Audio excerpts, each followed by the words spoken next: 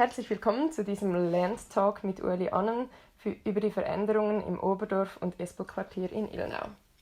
Ich selbst bin im Espelquartier aufgewachsen und lebe immer noch hier. Angrenzend ans Espelquartier befindet sich das Ilmenauer Oberdorf. Ueli Annen lebt seit 47 Jahren im Oberdorf und erzählt mir heute von den Veränderungen, die während diesen Jahren stattgefunden haben. Vielen Dank, dass du dich für das Interview zur Verfügung gestellt hast. Beginnen wir gleich mit der ersten Frage. Wann bist du nach Ilmenau ins Oberdorf gekommen und was hat dich hierhin geführt? Also das war 1975, wir wohnten, also meine Frau und ich waren jung verheiratet, kann man sagen, und wir waren in Zürich wohnhaft, nach dem Studium noch, in einer Studentenwohnung. Ich bekam dann diesen Job, eine gute Stelle, sagen wir einmal, in Wetzikon an der Kantonsschule und habe mich ein bisschen darauf eingerichtet, dass ich einige Jahre dort bleiben würde. Und wir suchten dann eben auch eine andere Wohnung. Das heißt, wir wussten eigentlich, dass wir raus mussten dort. Es war ein Abbruchhaus und wir versuchten irgendetwas vielleicht in der Nähe der Schule und so weiter zu finden. Wir hatten dann aber noch ein Projekt zusammen mit ziemlich vielen anderen Leuten, die sich so um zwei Architekten, die zu uns, zu denen wir gute Beziehungen hatten, gesellten. Wir hatten dann eigentlich die Idee, eine Siedlung zu bauen, also die eben ein bisschen familienfreundlich sein würde und auch kinderfreundlich. Und wir gründeten einen Verein, das war der Verein für gemeinschaftliches Wohnen. Da war ich dann Präsident 2-3 Jahre. Und wir suchten dann in der Umgebung von Zürich eigentlich Land, um so eine Idee eben zu realisieren. Okay. Und das war ziemlich schwierig, aus verschiedenen Gründen. Erstens war die Landsuche gestaltete sich schwierig, unter anderem darum, weil wir etwas verschiedene Interessen hatten. Die einen waren eher, sage ich jetzt mal, Aargau orientiert und ich zum Beispiel hatte bereits diese Stelle und war eher Zürich-Oberland orientiert. Es gab ja noch keine S-Bahn, also es war schon nicht so einfach, durch die Stadt irgendwo anders hin zum Arbeitsort zu gelangen. Und das machte die ganze Sache etwas schwierig. Und die zweite Schwierigkeit war das Geld. Es war eine Zeit, in der man von den Banken Mühe hatte, Geld zu bekommen. Es war auch sehr teuer, das Geld. Also die Hypotheken waren so 7,5% musste man zahlen für die Hypotheken damals in diesen Anfang 70er Jahre. Es war also nicht ganz einfach, allzu viel Geld aufzunehmen. Das Geld war eben auch knapp und darum waren ja auch die Hypotheken so teuer. Gut, also wir hatten über 2 Jahre hinweg haben wir uns bemüht und dann war da in Ilmenau ein Bauernhaus ausgeschrieben mit Bauland und eigentlich hat das uns dann dazu geführt, das mal anzusehen. Wir haben gedacht, ja gut, also mit Bauland, das wäre eigentlich noch ideal, da hätten wir schon einen Wohnort. Und das war also hier, wo wir heute wohnen. Okay. Wir haben dann bald gesehen, dass das Bauland uns zu wenig attraktiv schien. Das war das Land, das jetzt zwar überbaut ist, aber damals haben wir gedacht, ja nein, so nahe bei der Bahn, an einem Nordhang, in der Nähe dieser Landi da mit diesen Emissionen, da wirst du nicht wohnen. Und da haben wir gesagt, nein, dass das Bauland ist zu wenig attraktiv für uns, abgesehen davon, dass es auch nicht baureif war. Also es war noch nicht erschlossen. Und dann haben wir eben irgendwann mal gesagt, ich glaube, wir müssen gestehen, dass diese Siedlung, wie wir sie uns vorgestellt hatten, nicht zustande kommt in nützlicher Zeit.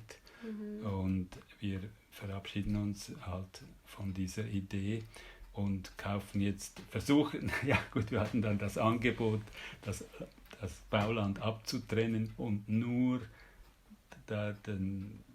das Gebäude mit Umschwung zu kaufen. Okay, ja. Und das hat uns dann bewogen, zuzuschlagen, einfach privat, also als Paar haben wir dann uns entschlossen, diese alte Hütte, die es auch war, zu kaufen und hier als Wohngemeinschaft einzuziehen. Ja. Also nachdem wir auch rund ein Jahr lang eigentlich renoviert haben. Ja. Spannend. Ja gut, also es ist ein bisschen lang, aber... Tipptopp. Dann, wie sah das Oberdorf aus, als du hierher gekommen bist? Ja, das war wirklich noch ganz anders. Es gab eigentlich hier nur alte Leute, also die alten Bewohner, die alle in die Jahre gekommen waren.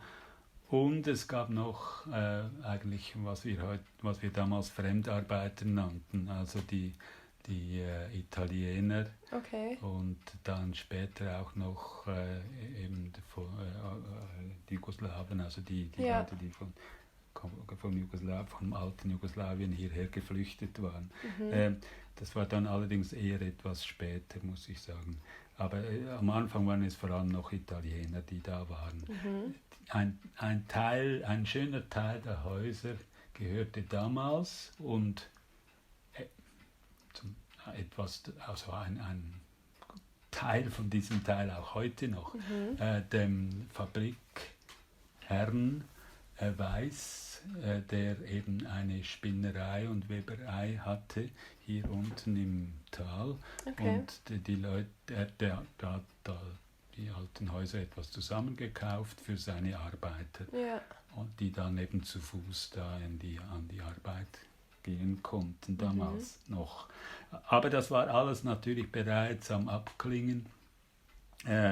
Die meisten Leute waren also wirklich im vorgerückten Alter. Die Häuser waren ziemlich vernachlässigt. Es gab ja auch das Gebiet war noch nicht erschlossen, das heißt zum Beispiel nicht an der Kanalisation angeschlossen. Wirklich? Und das verhinderte auch Renovationen. Ja. Man konnte eigentlich nicht ausbauen, weil man gesagt hat, das geht noch nicht, solange eben der Anschluss an die Kläranlage und so weiter noch nicht funktioniert. Man konnte also nur die alten Häuser einfach kaufen und bewohnen, so wie sie eben waren. Ja, daneben hatte es eben noch diese kleine Fabrik, diese Zaunfabrik. Ah, genau. Wo war die hier? Das ist das. Das ist die Zaunfabrik, ja. Und natürlich wurde auch sonst noch handwerklich gearbeitet, vor allem der Steinmetz war da unten, also der Schelling hieß und eben die vor allem Grabsteine herstellte. Aber es war wirklich noch etwas so, ja, Bauern gab es eigentlich im Kern hier nicht mehr. Die waren bereits ausgesiedelt. Die waren in den 60er Jahren, fand ja in Ilmenau allgemein diese Aussiedlung statt. Okay. Die Bauern wurden ausgesiedelt an den Rand der Dörfer. Leider eben nicht konzentriert, sondern also irgendwo, man sieht sie ja heute noch, eben mitten in den Feldern, diese neuen Bauernhäuser. Und die Bauern waren also schon bereits weg. Und das hat natürlich dazu geführt, dass eigentlich das Leben ein bisschen bereits erstorben war in diesem alten Dorfkern. Wir waren die erste junge Familie, also wir hatten ja noch Kinder, als wir da waren, aber als wir hierhin kamen, hatten wir noch keine Kinder, aber wir hatten dann nachher bald einmal Kinder und es zogen auch noch andere Familien oder eigentlich 2 Familien noch dazu, dann nach einigen Jahren, sodass wir also eine kleine Kinderschar hier zusammen hatten. Also die Kinder waren dann nicht so isoliert. Ja, also nur noch diese Bemerkung, die Leute waren ziemlich alt und auch etwas verstritten, so allgemein. Und wir haben dann eigentlich diese Erfahrung gemacht, dass sie sehr dankbar dafür waren, dass wir da die Menschen ein bisschen zusammengeführt haben, indem wir zum Beispiel begonnen haben, ein Fest zu machen, ein Oberdorffest. Ja, genau. Das war schon, aber das erste war, glaube ich, 78 oder so, also schon ganz früh. Und da haben wir ein bisschen gemerkt, dass die Leute, dass sie dankbar waren, dass sie miteinander wieder ein bisschen das Gespräch gefunden haben und wenigstens einen Abend zusammengesessen sind. Schön. Also das war eigentlich von uns aus eine gute Tat. Hat man uns auch dann immer gesagt. Also das war wirklich gut gewesen. Ja, es war halt auch unklar, was die Zukunft bringen würde damals, ob jetzt endlich dann eigentlich eine Entwicklung in Gang gesetzt würde oder nicht. Das war damals in den 70er Jahren noch ziemlich unklar. Uns war es eigentlich egal, wir fanden es ganz schön so, aber man hat auch gesagt, es sei ein bisschen ein schwarzer Kontinent hier. So ein bisschen das Ende der Zivilisation. Okay. Und manchmal hatte man schon diesen Eindruck. Ja, schon anders als heute. Ja, du hast schon einige Veränderungen angesprochen jetzt. Ja. Was ist dann heutzutage anders bezüglich dem Landschaftsbild jetzt im Vergleich zu früher? Ja, also eben... Es gab damals wirklich nur die alten Häuser eigentlich, weil, wie ich gesagt habe, Entwicklung noch gar nicht eingesetzt hatte. Es hatte mehr Felder, Bäume, mehr Tiere, kann man sagen. Gemüsegärten, es hatte ein paar Schrebergärten da und dort, so ungeordnet, also nicht so schön, also nicht ein ganzes Feld oder so, aber es hatte da und dort eben Gärten, wo auch Leute vom Dorf eben kamen und eben da ihre Gemüsebeete pflegten. Ja. Dann eben wurde auch etwas gearbeitet hier. Heute ist ja eigentlich wieder hier nur noch geschlafen, da kann man sagen. Also es ist ein bisschen so, also es gibt kaum mehr irgendwelche Betriebe oder so. Es ist halt ein ganz normales Wohnquartier geworden. Natürlich auch, die Quartierplanung wurde dann in den 90er Jahren durchgeführt und da kamen diese neuen Straßen. Also die Straße, die Espelstraße natürlich war neu und auch da unten die Haldenrheinstraße, den Gleisen entlang, die gab es natürlich damals noch nicht, oder? Da war noch gar nichts. Ja, also neue Straßen, neue Häuser. Das hat dann, wir waren plötzlich umgeben eben von einem neuen Quartier und natürlich auch von neuen Leuten. Wir haben aber eigentlich immer gesagt, es sei eigentlich vieles auch gut. Also die Bewohnerschaft war, oder die neue Bewohnerschaft, die hat sich gut eingelebt, haben wir gefunden. Schön. Und wir haben auch von Anfang an eigentlich gute Beziehungen zu vielen von den neuen Leuten gehabt.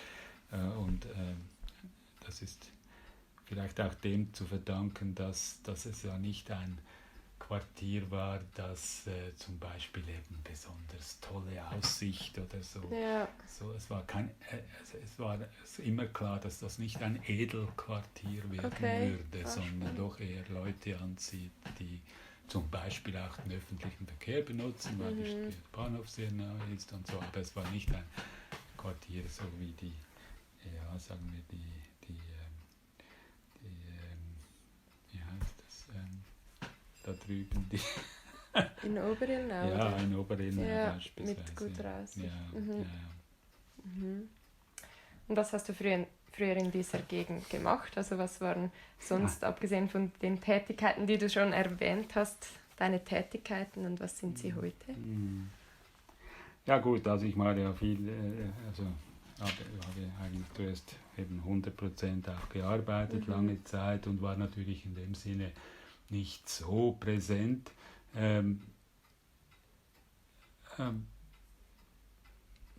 Gut, also was ich da sagen kann, was das Quartier betrifft, da haben wir sicher einiges gemacht.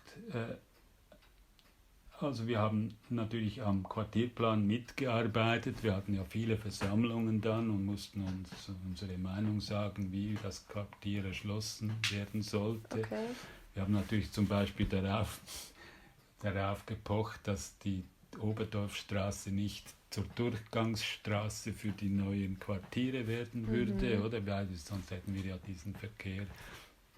Ja, das wäre dann ein ziemlicher Verkehr gewesen durch diese schmale Straße. Also das alte Quartier eben verschont bleiben würde vom allzu viel Zugangsverkehr, und das ist uns ja auch ja gut gelungen. Das war uns wichtig. Dann haben wir, ja, ich muss sagen, wir haben auch eine Oberdorf-Genossenschaft gehabt über lange Jahre, also so gegründet in den Anfangs 80er Jahre. Die Idee dieser Oberdorf-Genossenschaft war, dass wir vielleicht alte Häuser kaufen könnten, wenn sie zum Verkauf stehen würden, weil wir das Gefühl hatten, wir müssen ein bisschen aufpassen, dass das jetzt nicht aufgekauft wird von irgendwelchen Immobilienfirmen oder vielleicht besonders reichen Leuten, die einfach irgendetwas aufstellen würden.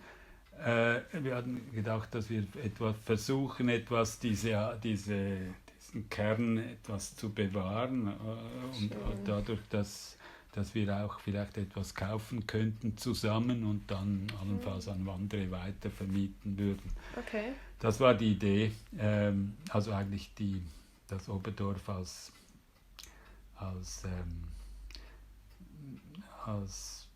Wohnraum also zu bewahren. Ja. Und das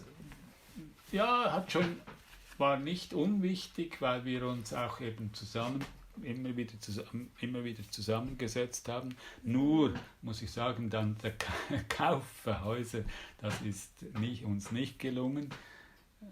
Auch da war es einfach immer so, dass dann, wenn ein Haus zum Verkauf stand, zum Teil schien uns als der Preis einfach zu hoch für eine Genossenschaft. Ich meine, wir waren als Genossenschaft konnten wir keine Liebhaberpreise bezahlen, und bald einmal bewegte sich eben das Preisniveau so in diese Richtung, dass man eben auch sozusagen für die Kulisse und für das Gasche, also für die Atmosphäre, für das Atmosphärische der Häuser eben zahlen musste. Die Renovation von alten Häusern ist eben eine teure Sache, das wussten wir ja mittlerweile gut genug.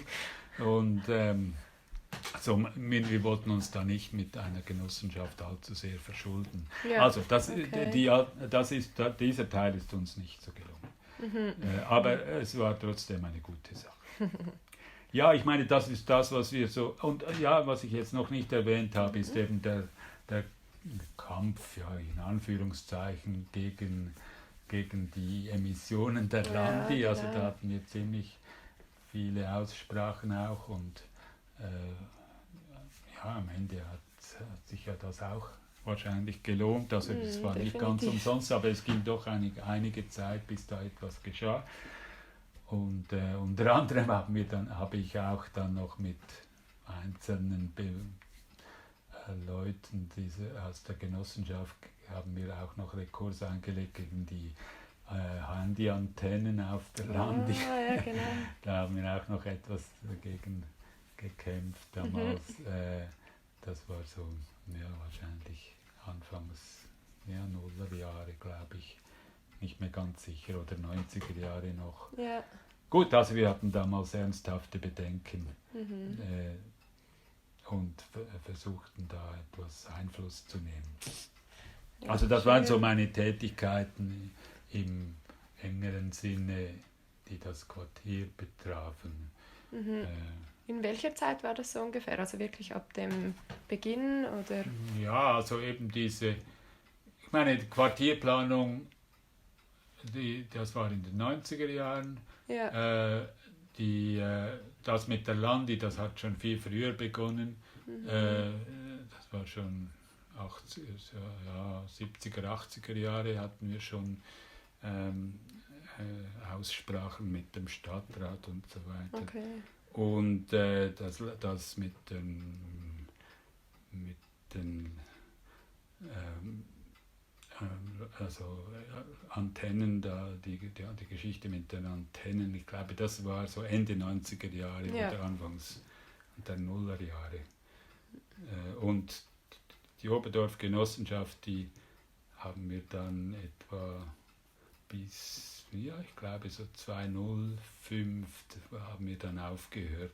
Also das war so etwa 25 Jahre, 80 bis 05, etwa in dieser Zeitspanne. Ja. Und so deine Haupttätigkeiten heute? Ja, also heute sind wir ja jetzt auch ein bisschen mehr zurückgezogen. Also wir haben einfach, man wird halt ein bisschen älter. Und ich denke, dass es andere sein würden, die vielleicht etwas mehr noch das Quartier etwas vertreten können oder eben auch etwas initiieren könnten. Aber es ist natürlich schon schwieriger geworden. Es ist klar, es ist heute anonymer, obwohl man sich ja noch, also vor allem hier im alten Quartier, noch gut kennt. Da würde ich mich nicht beklagen. Und wir haben ja auch gute Beziehungen zu einigen in den neuen, sogenannten neuen Häusern, absolut. Aber es ist klar, es ist einfach rein von der Menge her, oder? Wird es eben anders. Man kann nicht alle Leute kennen. Und, das war, früher kannte man alle und jetzt halt nicht mehr. Das sind Veränderungen, die einfach unvermeidlich sind.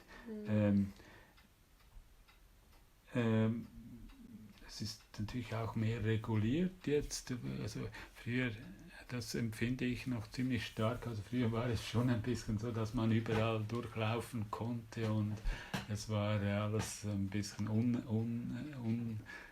unreguliert. Man wusste ja nicht so genau, wem gehört welcher Stadt, Land und so weiter. Man ist einfach ich hatte zum Beispiel auch noch einen kleinen Garten, also wir hatten einen kleinen Garten zusammen mit Nachbarn da drüben hinter diesem Haus, wo wir noch etwas, zum Beispiel Kartoffeln und so angepflanzt hatten.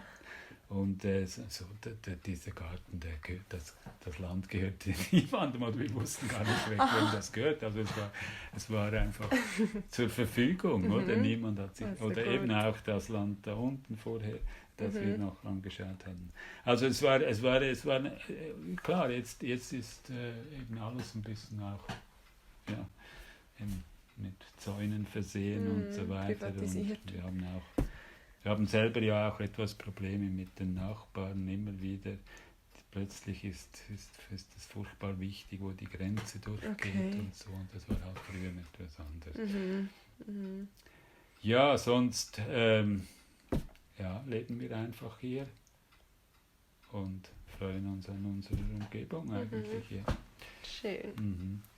Schön, dann hast du das Gefühl, dass sich die Lebensweise in dieser Gegend während der Zeit, in der du hier lebst, allgemein verändert hat, und wenn ja, inwiefern? Ja, eigentlich habe ich ja jetzt eigentlich das schon ziemlich vorausgenommen. Also eben, wie gesagt, mehr einfach Wohnquartier im üblichen Sinne.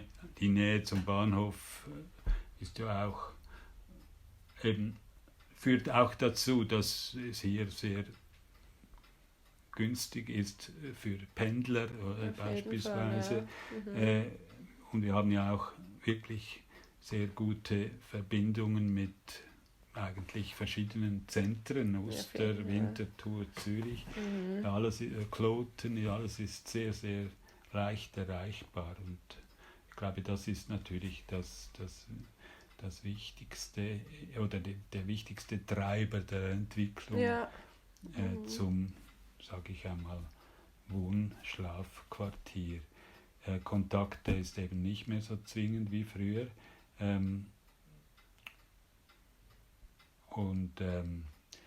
Aber ich meine, die Wohnqualität ist eigentlich nach wie vor hoch oder zum Teil höher als früher, eben weil die Emissionen zurückgegangen sind. Für uns zum Beispiel auch ist diese Straße hier jetzt ruhiger, als wir da kamen. Da ist immer der Traktor hin und her gefahren und der geht jetzt über die Espelstraße. Ja. Also solche Dinge haben sich eigentlich verbessert. Wir haben sogar weniger, wir haben sogar weniger Lärm von der Osterstraße her, weil eben da alles noch etwas mehr zugebaut ist, und sogar von der Kemptalstraße. Es ist mehr zugebaut. Ja. Und dann, wie denkst du, wird sich das Oberdorf- und Espelquartier in Zukunft entwickeln? Hast du da Vorstellungen, oder kannst du vielleicht auch sagen, eben mit den Entwicklungen in der Vergangenheit, kannst du etwas voraussagen, wie es sich entwickeln wird, oder wie siehst du das? Ja, es ist auch spannend, dass als wir das Haus gekauft haben, ich habe es noch in den Ohren, hat uns der Verkäufer oder der Landwirt, der das Haus ja uns verkauft hat uns gesagt, ja, ich meine, da unten, also in unserer Nachbarschaft hier, würden wahrscheinlich dann eben kleinere Blockbauten entstehen und so weiter.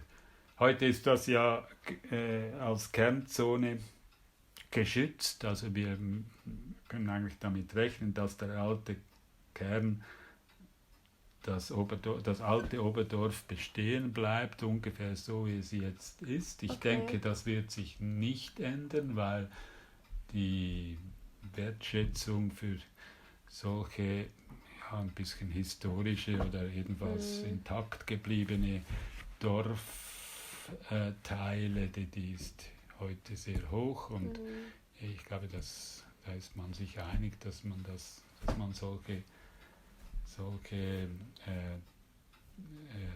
Siedlungen noch bewahren muss, was da noch überhaupt vorhanden ist. Also da glaube ich nicht, dass das sich in nächster oder in mittlerer Zukunft verändern wird. Die Frage ist, was geschieht mit den neueren Häusern. Klar, ich meine, vorläufig wird das sich auch nicht ändern, aber es ist auch schon absehbar, dass es Generationenwechsel geben wird, dass eben dann auch wieder jüngere Leute wahrscheinlich das übernehmen. Die Preise sind ja enorm gestiegen, und da ist natürlich die Frage, was passiert, oder? Ich denke auch, dass auch hier die sagen wir einmal, die Einfamilienhäuser bald einmal unter Druck kommen, dass es möglicherweise eben auch wegen der Nähe zum öffentlichen zum Bahnhof und so weiter die Frage sich dann irgendwann mal stellen wird, ob man da auch eine höhere Ausnutzung über dieses Quartier verhängt in dem Sinne, dass dann eben auch etwas mehr möglich ist an Rendite, sagen wir mal. Ja. Man sieht das beispielsweise da im Hagenquartier ja jetzt auch, diese älteren Einfamilienhäuser, die sind natürlich etwas älter, sind aus den 60er, 70er Jahren, die werden jetzt so sukzessive, werden ein bisschen, so werden ja 3-4 Familienhäuser oder also 3-4 Wohnungen anstelle eines Einfamilienhauses auf den Grundstücken gebaut. Und das liegt natürlich unter anderem daran, dass man damit auch mehr verdienen kann.